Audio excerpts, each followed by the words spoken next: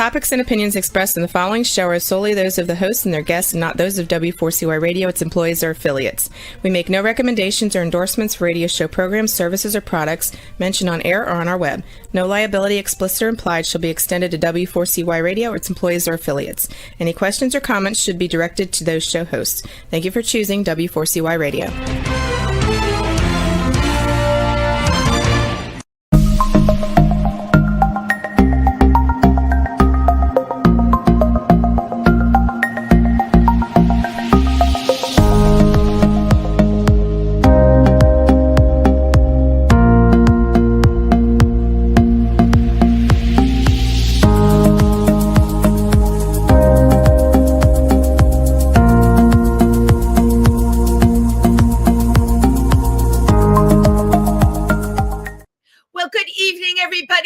Welcome to Triversity Talk.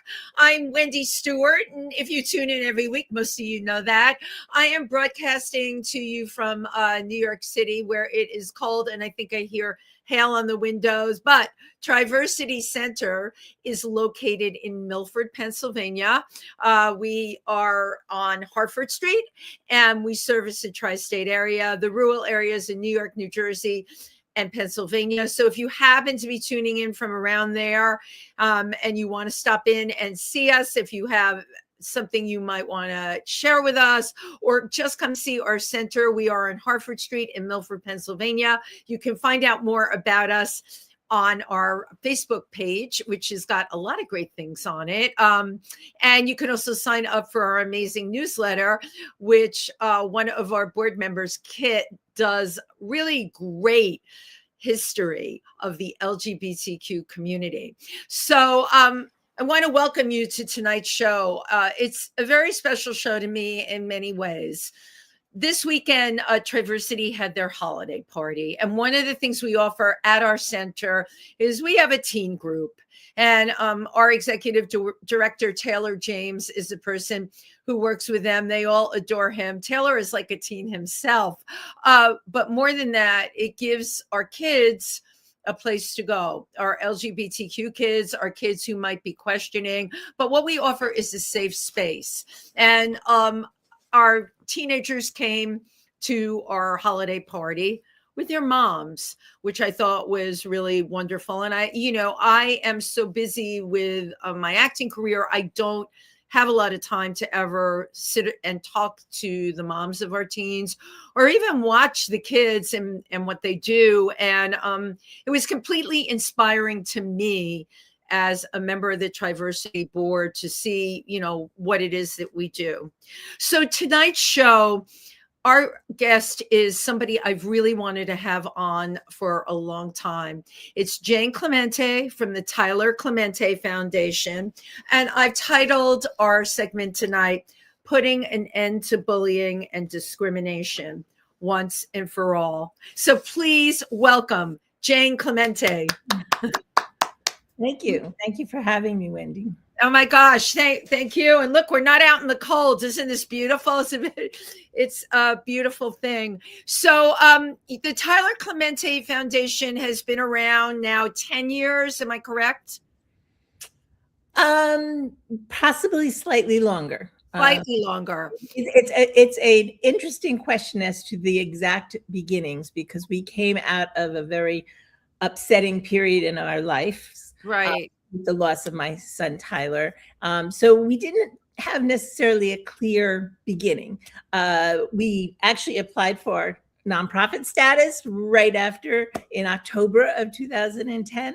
So that's 15 years. But then we didn't have the wherewithal to do much about that. Well, I have to say, for not having the wherewithal, you have a wonderful website. It's, a lot of websites have a lot of information on them. Every page on your website is really about how people can take action. And here's something I want to bring up. I've spoken to some younger people since then that don't remember what happened. I remember distinctly what happened because that was a very pivotal time in our LGBTQ community for bullying, kids taking their own lives. And again, in Milford, Pennsylvania, we were so upset. We had a huge vigil.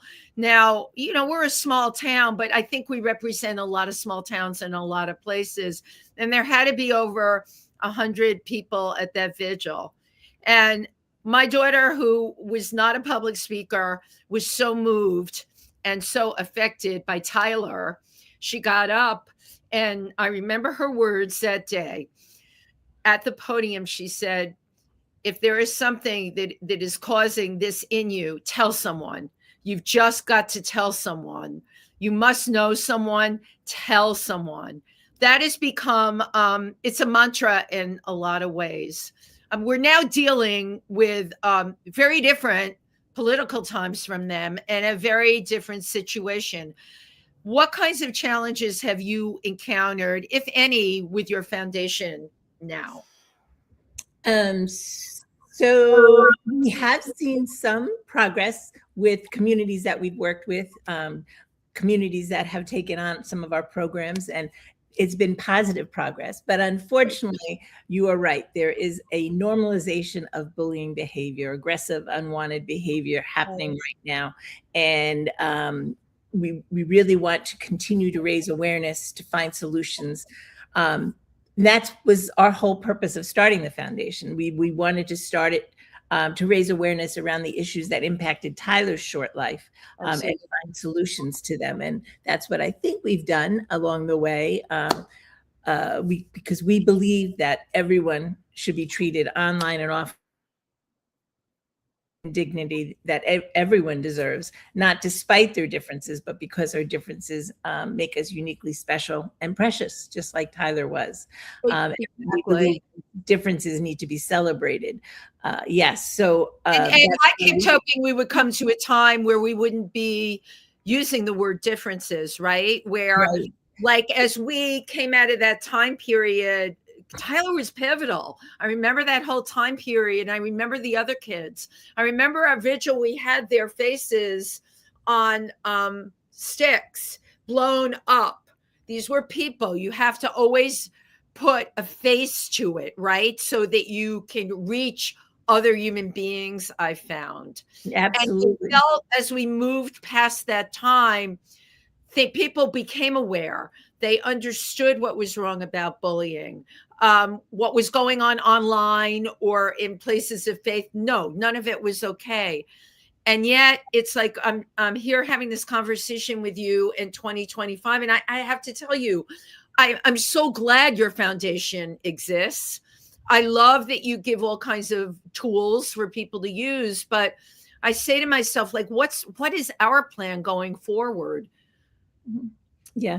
Well, part of that is you hit the nail right on the head with what some of your comments, much of what's happening, this fear and rate rising of aggressive behavior is based on fear and lack of knowing someone, lack of knowledge, which is why one of the reasons what I think is we need to share stories. We need to normalize different experiences in life so that people understand and maybe can even connect with something. Many years ago, I was given a book from a friend, someone who became a friend, and it had lots of individual snippets of stories. And he had carefully dovetailed all the pages that he thought would be of interest to me. And interestingly enough, at the time, those stories, I mean, I know why he did it, because it was parents' stories, but I actually connected with a lot of the other stories that I was reading because they were dealing with shame and feeling broken. And at the time, this was 12 years ago, I was feeling very broken due to grief and felt a lot of shame also around the stigma, I suppose, of mental health and suicide, suicide ideation and suicide. And the fact that my son would rather harm himself than share what he was going through was very traumatic. And so I related to those people's stories. Their stories were nothing like Tyler's, but they were experiencing an emotion that I was also experiencing. And things that you could grab onto, things that you could grab onto. You know, but you brought up the thing about mental health. And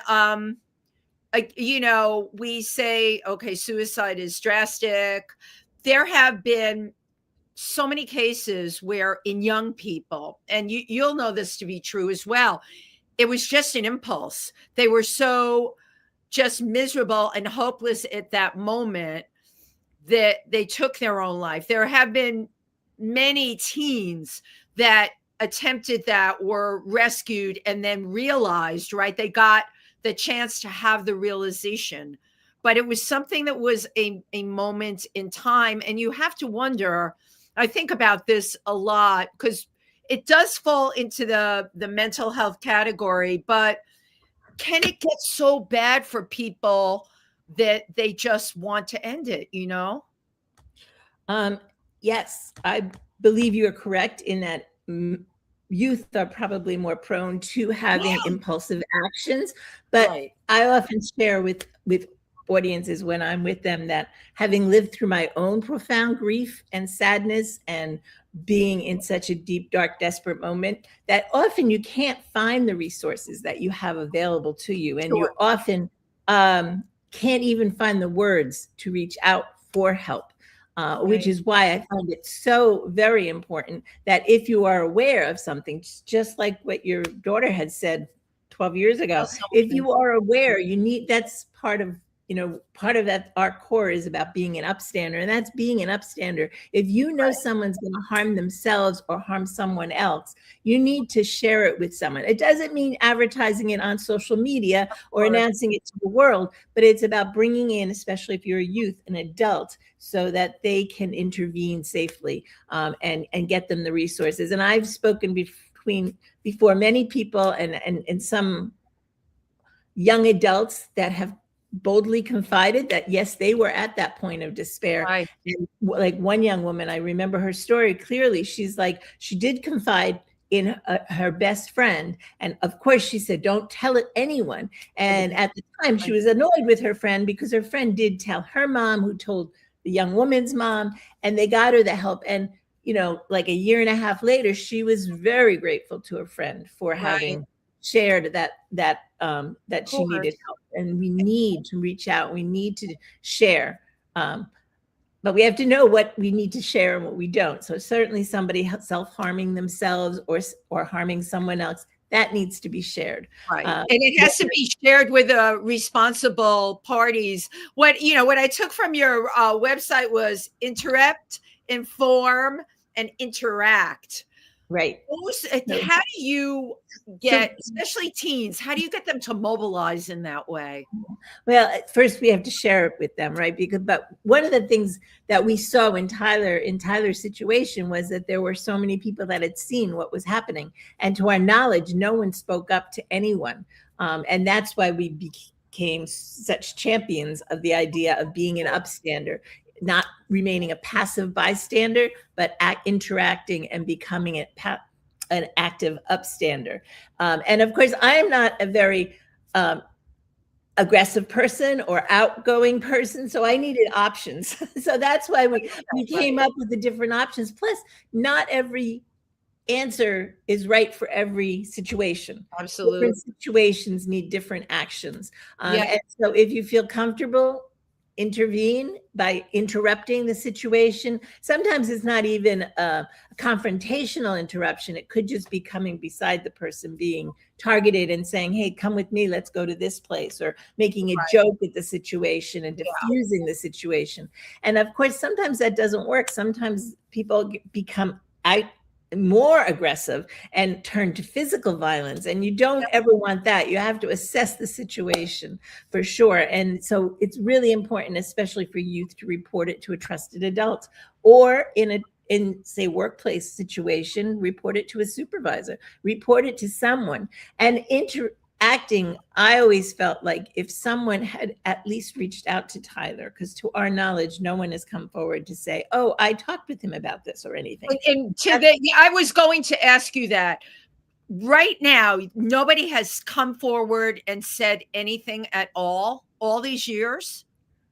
Well, I mean, I met people that had known Tyler Right. At Rutgers, and that's been an encouragement to me. But Right. no one came forward, to our knowledge, to him to say, that's just a ridiculous. Let's report it. And actually, Tyler did report the situation. And the situation was that his roommate Had activated videotaped a camera.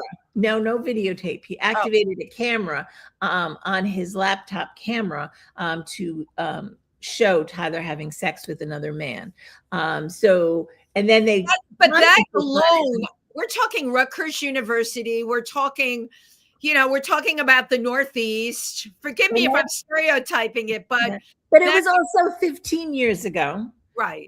And even the technology was cutting edge. Like, we didn't do FaceTimes. We didn't do these Zoom calls live, programming it out to Facebook. So I don't think Tyler understood that someone could activate a camera remotely and turn it on a Twitter feed. That was something very unique. And that is just, I remember that. I remember the situation that is so still, will always be completely bizarre. The person, we're talking about mental illness. Anyone that would do that to someone else, that is mental illness. That is like lack of accountability, a lack of compassion, and a lack of empathy, really. And maturity. All tied up in one. And also the fact that sometimes it's hurt people that hurt other people. So it's somebody that has been at the brunt of, or the recipient of, aggressive behavior.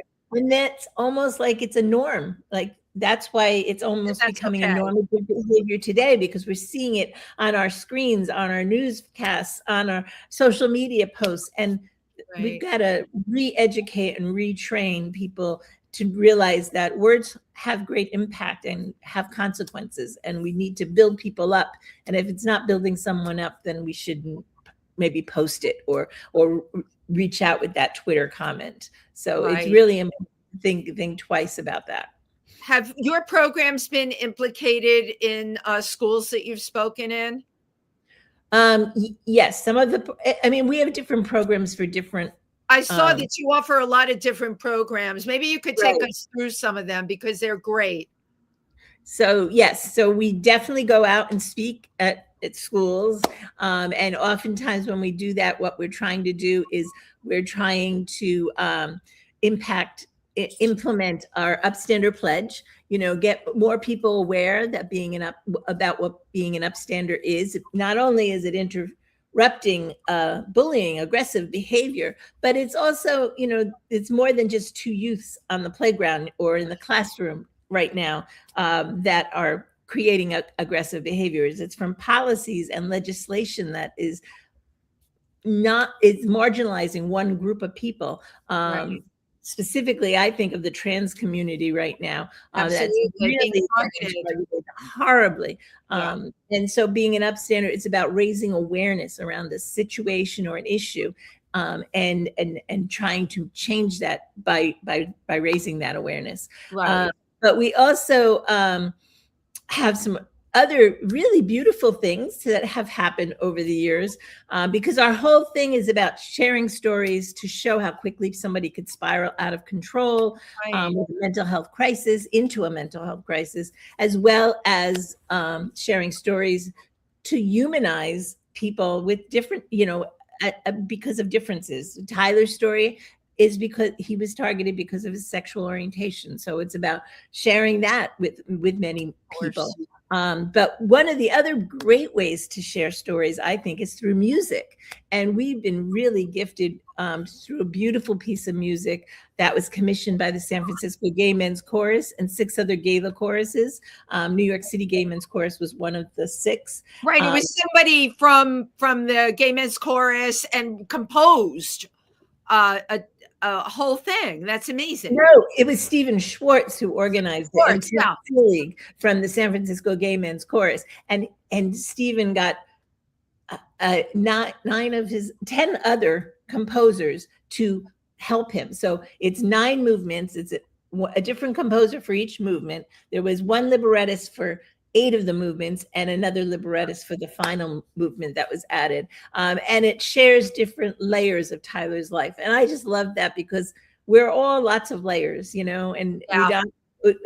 we don't share every part of ourselves with everyone, but it's important to be more open and transparent for sure. And the different layers in Tyler's suite are not only about Tyler, but it's about the relationship with different people in his family. So there's a brother's song, there's a father's song, there's a mother's song, and the reaction on after the fact of the loss.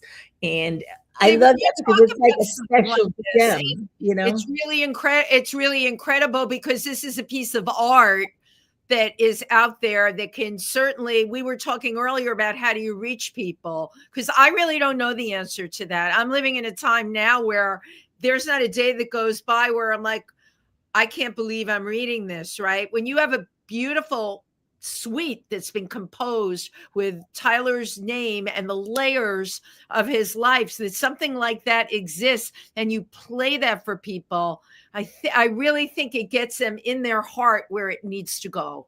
Yeah. Well, I mean, even think it's even deeper. I always say like it's, you know, statistics and research speaks to like somebody's head and mind. Right, exactly. And stories might tug at your heart, but music just reaches into your soul, into your being. Absolutely. And just, you can't deny, you know, hearing that and being changed. Hopefully you would be changed. And we also have partnerships with other organizations or companies even to help us share Tyler's story. So just in September, there's an app called, or a game that's on the app that you can buy for your phone, like on the App Store or Google Play. And it's called Before I Come In. Ambrose Studios created it, and they had their own game of coming out. And then they are adding stories, and Tyler's story was the first story that they've added. So his story is in there, and it's all about being an upstander. So it's a game. So it's not exactly Tyler's story. It was the premise of being a freshman at Rutgers. And if you encountered upstanders along the way, so you kind of win the game or that chapter, if you or elicit the upstander behaviors, and Tyler receives the upstander behaviors. Exactly. And that changes the story outcome, because that would mean Tyler would survive and be here with us. These are incredible creative ways of being able to reach people. You know, you've mentioned a number of times storytelling, right? It's something you're starting to hear more and more about. I think now more than ever, we are at a time where we need to have these ways to communicate, because the words that are out there, the AI that is out there, to me, it's so cold, it's so not caring, and it's got nothing to do with loving a person. It's got to do with all this other stuff. When you tell a story, it's like your friend who dog-eared those pages in that book for you, so you could, it wasn't the exact story, but people that had experienced similar emotions. That's connecting on an emotional level. Yeah, he tried, but I didn't really connect with those people. I connected with other people in the book, but that's okay. I mean, at least okay.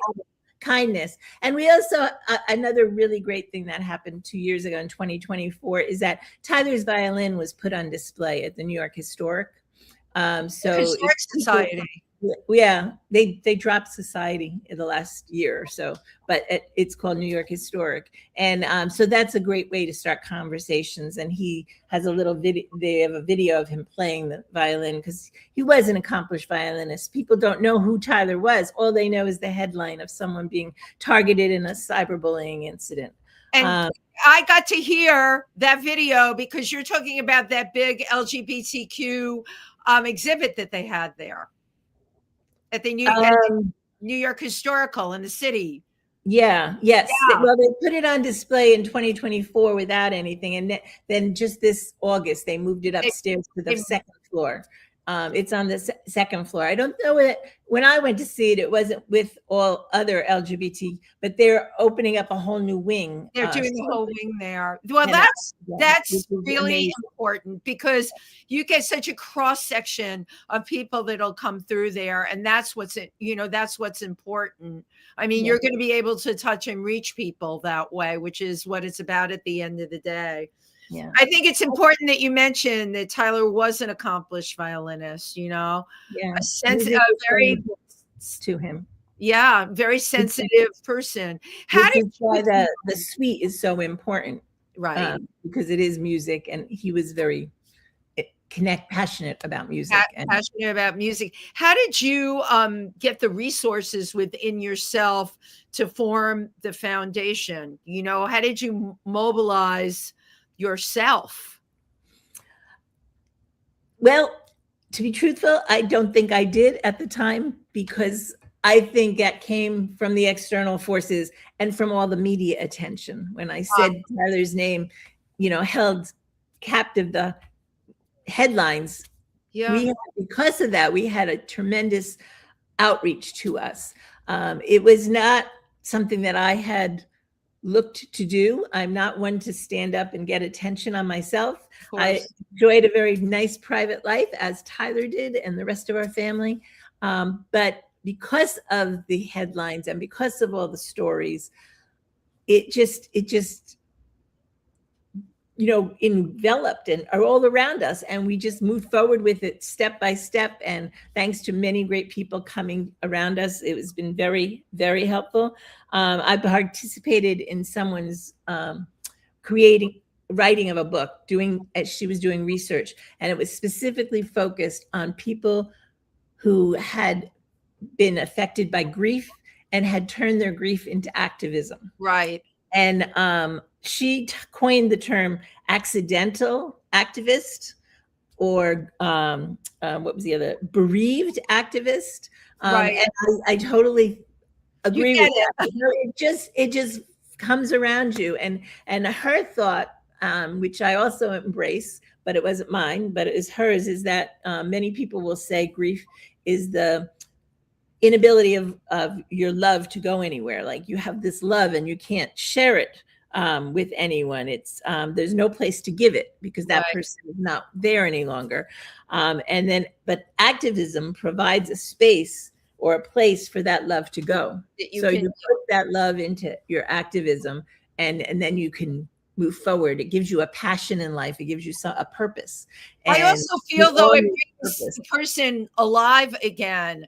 Every time you do an act that's a positive act and you have Tyler's name in it, that's his name being said again. You know what I'm saying? I don't believe that we deal with grief well in this country as a culture. It's a sore spot with me. I lost my husband 2 years ago, and I remember that night I gave a party for him at Julius Bar, the oldest gay bar in the city, with all my friends, because I needed to have community around me.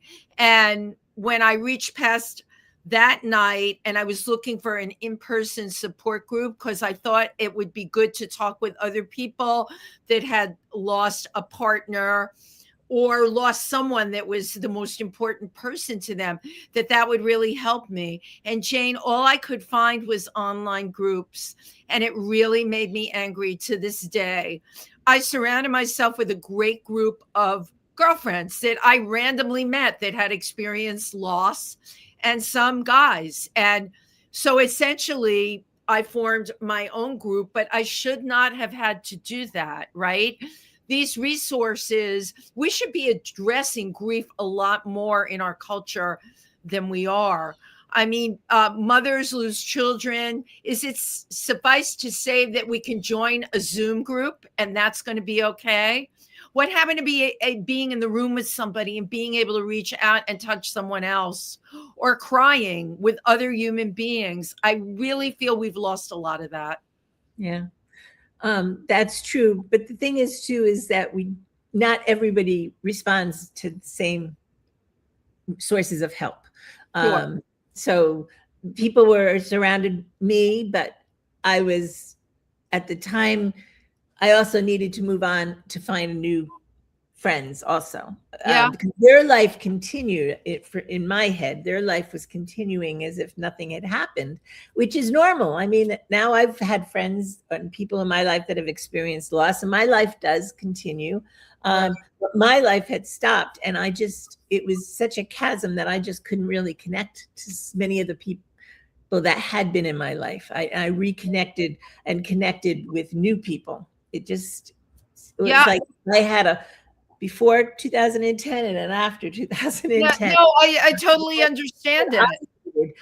And I just was in such a profound grief that I didn't want to be surrounded by other people who were in grief. So I was fortunate. I had good mental health counseling. I had a great counselor who came beside me, and I still visit her every once in a while, not as regularly as I did at the time, but I still meet with her. And definitely am a proponent of mental health support with talk therapy, but also sometimes it's just you need one person. That's one of the things research says, that one person can make a difference in a person's life. And you need to find that one person to talk to share, so that you can be able to express yourself and not feel judged or not feel as if what you're experiencing is not the norm. You don't want to be that one person. And chances are you're not, because I do believe everything is a spectrum. It's not all black or all white. It's always in the gray, I believe. And that really helps. But one of the things you had said before about the times being very rising, the incidence of bullying rising, I do want to also point out that because of the increased attention, there have been more supportive legislation happening. I know there's a lot of negative legislation out there, but I do like to raise the awareness that there are legislators who are trying to make positive changes in legislation. One being that there is a bill in Congress. It gets getting introduced every year since 2011 when Senator Lautenberg introduced it, and that's the Tyler Clementi Higher Education Anti-Harassment Act, which is based on granting colleges and universities added bonuses if they create plans for anti-harassment policies on campus.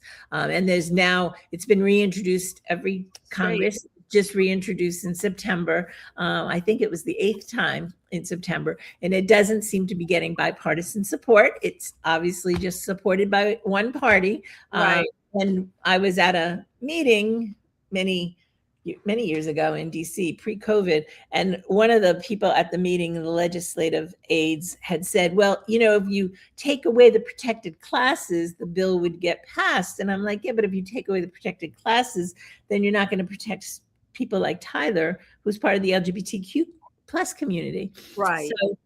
So, so there's that, but there's also other positive bills. And because we've been able to sign on to bills to endorse it, because all bills get endorsed by community organizations. And there's a new bill that Tammy Baldwin, who is also one of the co-sponsors of the Tyler's bill, she just promoted a piece of legislation called, what was it called?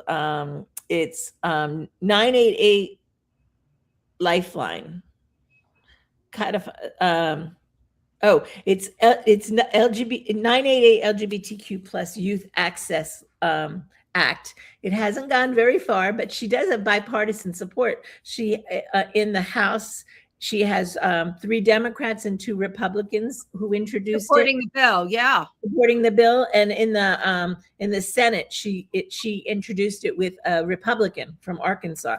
So it is getting some support. We need to make sure that it gets more support. Of course, so much is happening that these things. Well, that's the thing. It's lost in the messaging. If you didn't mention those bills, yeah. I had no idea about them. I did read about the Tyler Clementi one when I was doing the research, but most of us are not even aware of these bills. And many legislators are aware of harms in the digital world. So Right. there have been several introduced and that don't advance as well, because there's also big lobbying again, from the social media and digital world, pushing back.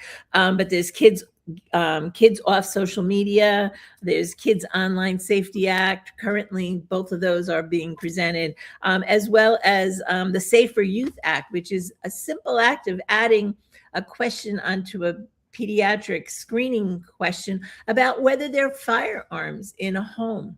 So that as you're doing a mental health analysis, you get the full picture. So whether there's means to back up the actions, or it's really important. That's a good one. I never thought about that. And with those school shooters, it's become common. It's a simple question, but to get something like that passed, how many levels? How easy is any of this? That's my question. It's not very easy, hence why these have not been passed yet. Right.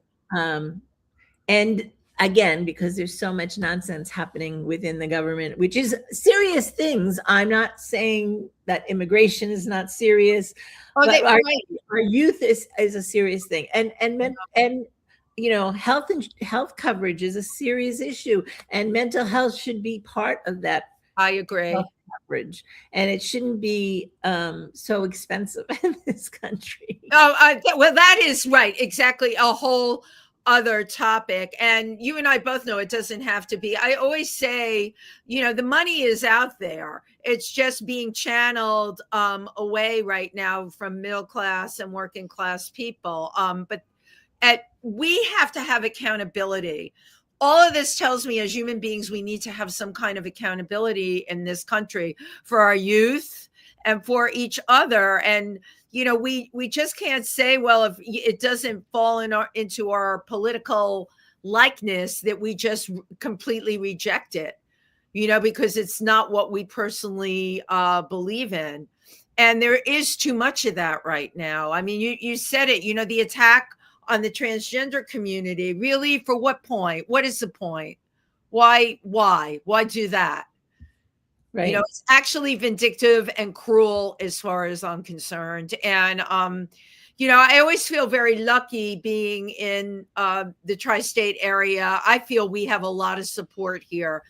You can always say, oh, we could use more of this or more of that. But in general, there are a lot of options for people and to make them feel safe. Whereas other parts of the country, it's just not that way. Now, I'm curious, when you've done speaking engagements, what have you encountered going to other places that, are not New York or LA area, like in between?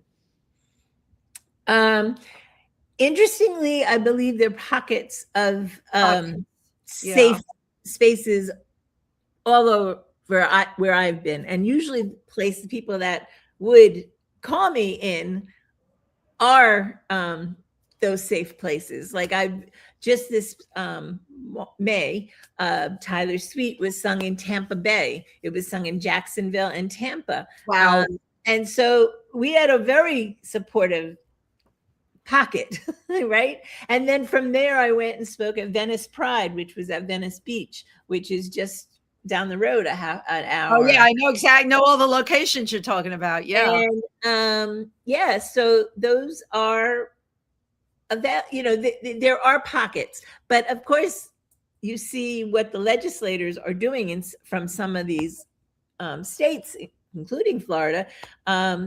They're not safe places for members of the LGBTQ. They're not, community. but when somebody like you shows up and you speak or you're part of Venice Pride, all those people there that that we represent, it makes them understand that they've got allies out there, and that is really important. Especially, I have a lot of friends up here that are like, oh my God, I'll never go to Florida again, or so-and-so moved to Florida or whatever.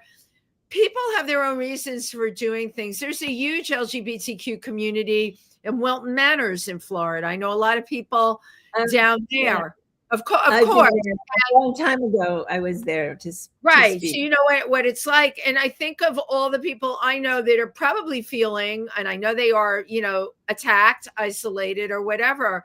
But, when somebody like you comes and speaks and partakes in a pride or something like that, it reminds the people that are living there, hey, you know what? We've got allies all over. That's really important. When we talk about mental health, we all as human beings want to be supported.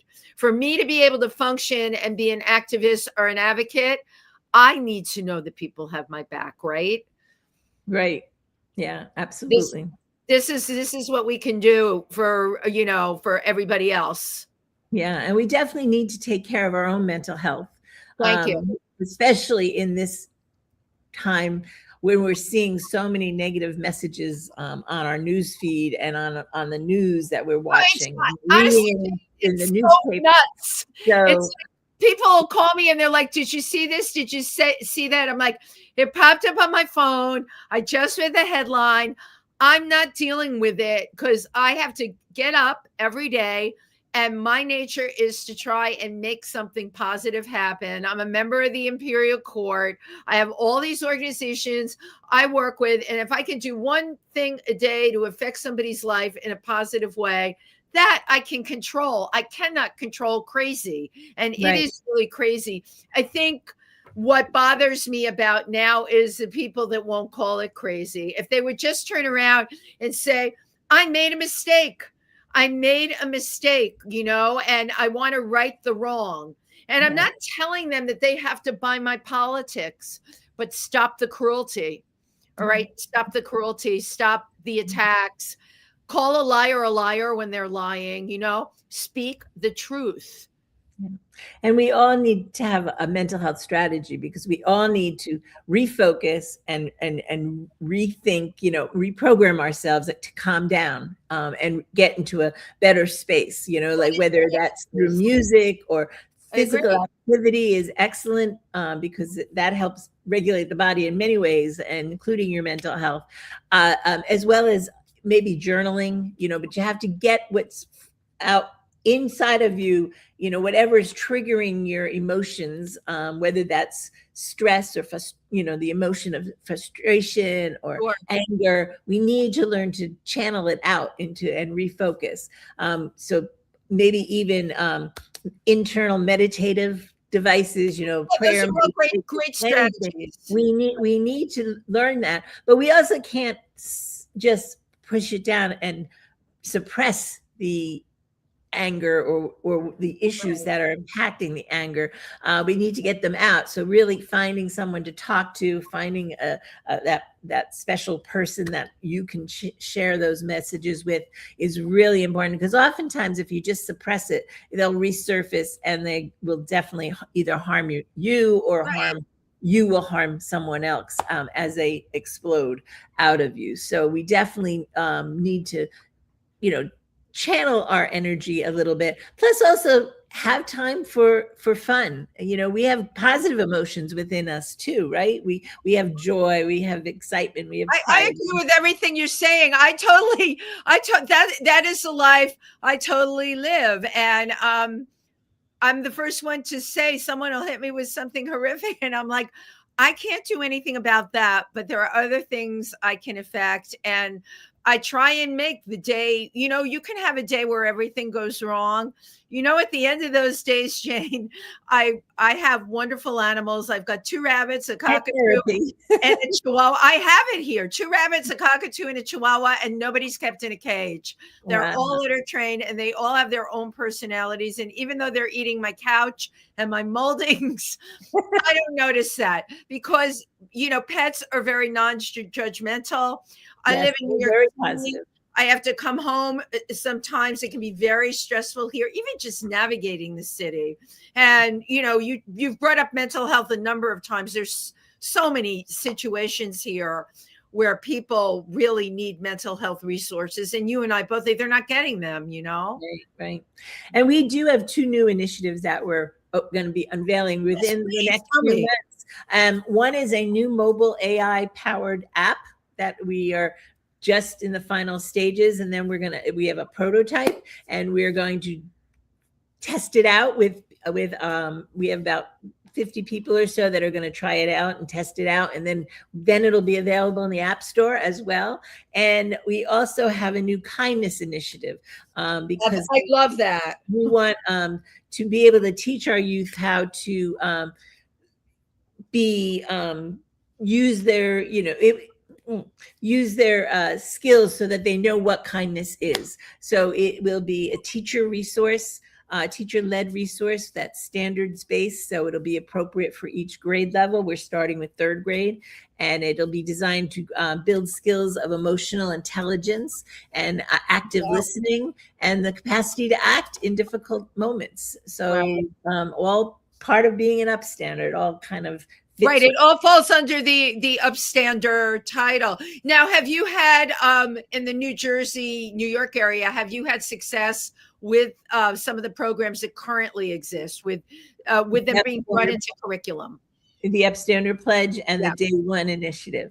Yes, we've had some positive responses. We did a survey a couple of years ago. I guess it's time to do another one to see that there was change in the behaviors of the students after they've implemented Day One in their school, which is really great. Which is also that was a research-based initiative where from the first day that a group meets together, it will state the boundaries, like this is not acceptable behavior here. We will not target someone because of their difference, whether it's their ability, their sexual orientation, their body shape and size, their emotional gifts. Some people, get targeted because they're super smart in the classroom. Right. And then they're attacked for it. They're victimized. Right. Or if they have emotional difficulties in the, where they're on the spectrum, they get targeted also. That's another huge reasons why somebody is targeted in a classroom. So we set the boundaries, we make it clear, and then of course it doesn't mean it's a magic wand, right? It doesn't happen, but at least you can call it out and say, wait a minute, that's something we said that, back on the first day of class or the first day of the month, we said we're not going to do that. Remember that? And youth need to be, reminded and help to change their behavior, because behavior that's not changed doesn't magically disappear at 18. No, absolutely not. Into adulthood, and we see that with Tyler's aggressor was 18, Tyler and he were both 18. So and we see our legislators now, people in office that we're seeing on the screens using aggressive behavior are much older than 18.